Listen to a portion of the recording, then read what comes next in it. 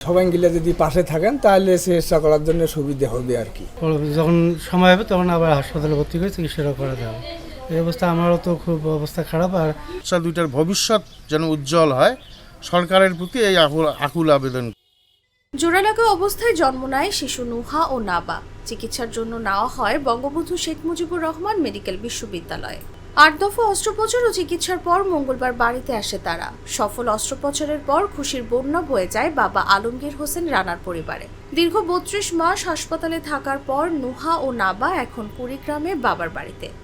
বাচ্চা দুটো এখনো চিকিৎসা শেষ হয় নাই, আবারও চিকিৎসা করা লাগবে।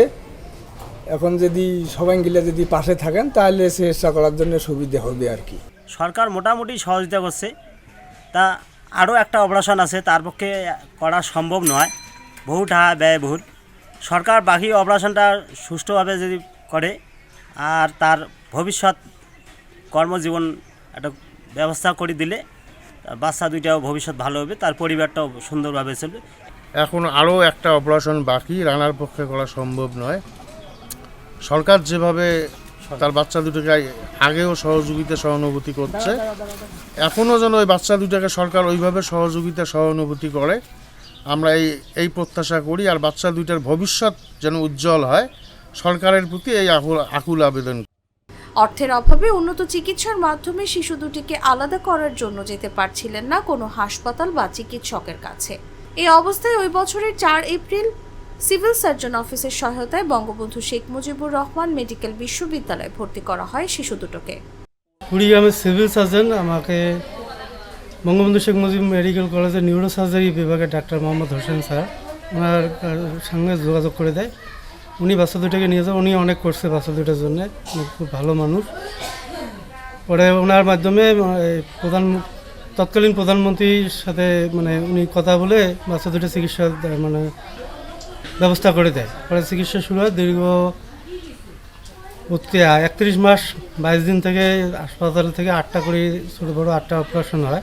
8টা অপারেশন পর আমরা নিয়ে আসি। এর মধ্যে আমাদের ১০ লক্ষ টাকা খরচ হয়েছে, হাসপাতালে ৩৫ লাখ টাকা খরচ হয়েছে, আর বাকি ১৫ লাখ টাকা একজন অনুদান করেছে, একজন সহায়তা ব্যক্তি, পরিচয় দেয়নি। যমজ শিশু দুটির চঞ্চলতায় মুখর হয়ে উঠেছে বাড়ির আঙিনা। আশপাশের লোকজনও প্রতিদিন আসছে নুহা নাবাকে দেখতে। তবে চিকিৎসা এখনও শেষ হয়নি, করতে হবে আরও একটি অস্ত্রোপচার। এজন্য দরকার লক্ষাধিক টাকা। আমাদের আরও 2জন কার একটা করে অপারেশন বাকি আছে। তাছাড়া বর্তমান যে খরচ, ওদের একটা চিকিৎসার প্রতি মাসে এখনও 15,000 টাকা করে প্রতি মাসে খরচ বাকি আছে। আর পরবর্তী অপারেশনটা 3 থেকে 5-6 মাস সময় লাগবে। এটা আমাদের বাড়িতে রাখি আর এটা করাতে হবে। যখন সময় হবে তখন আবার হাসপাতালে ভর্তি করে চিকিৎসাটা করা যাবে। এই অবস্থা আমারও তো খুব অবস্থা খারাপ। আর সরকার পতনের পর আমি কয়েক জায়গায় আবেদন করছিলাম, প্রধান উপদেষ্টা, স্বাস্থ্য মন্ত্রণালয়, বিএনপি মহাসচিব, তারপর জামাতের আমির মির্জা আব্বাস, এদের কাছে দরখাস্ত করছি, কিন্তু কোনোটা থেকে এখনও ফল পাইনি। তাদের এই অকল্পনীয় পৃথক চিকিৎসা নিয়ে স্বস্তি ফিরলেও এখনও হতাশায় ভুগছেন আলমগীর নাসরিন দম্পতি।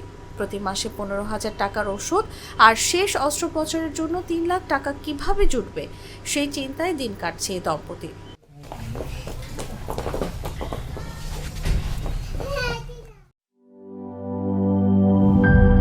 পুচকি পুচকি মশা কামড়ায় করবো আমার 4টি গোল।